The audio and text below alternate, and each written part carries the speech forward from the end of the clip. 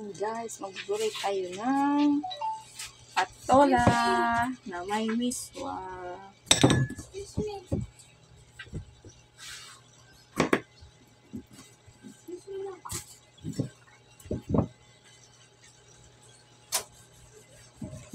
Ano nangyari sa kutsilyo ko? Ayaw itong palaw.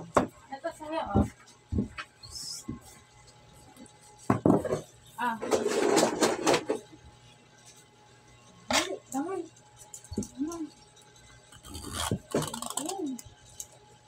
Ito.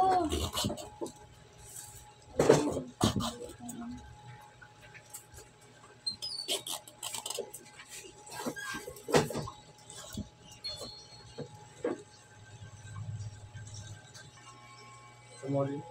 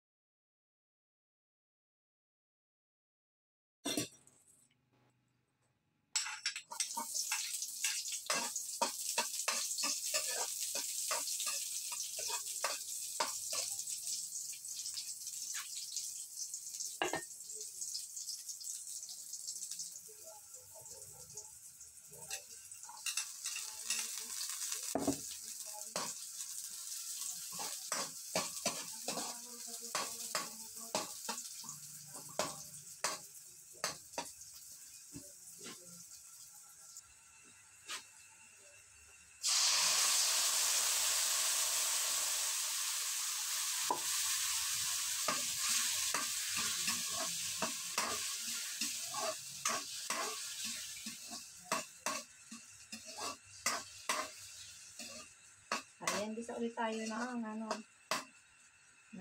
gulay.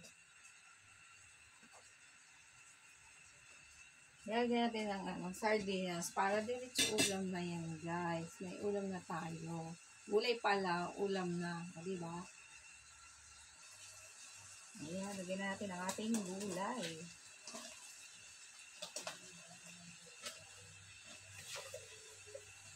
Patola.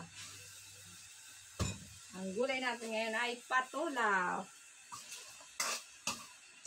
Ayan. Isang patola.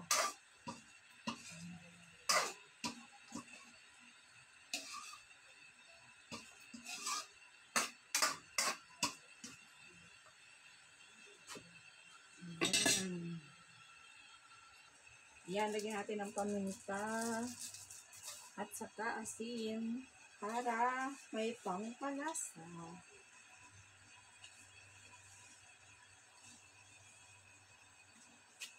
Ayan.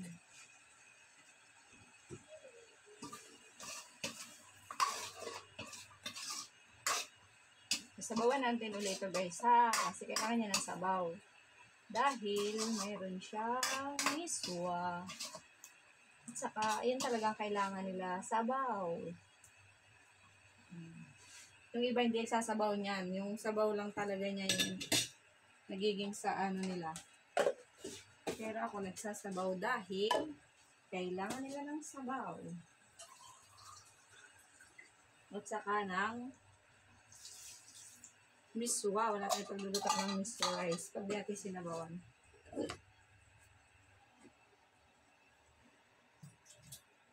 Sabawan natin ang ating gulay.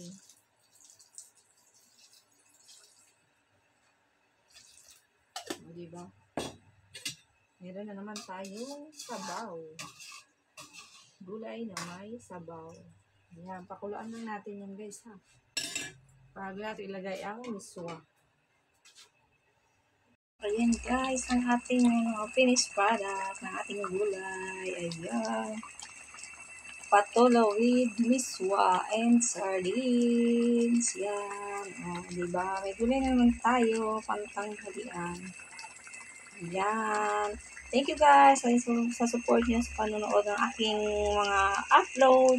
Abangan niyo pong muli ang aking susunod na upload ng ating lulutuin. Thank you po for watching.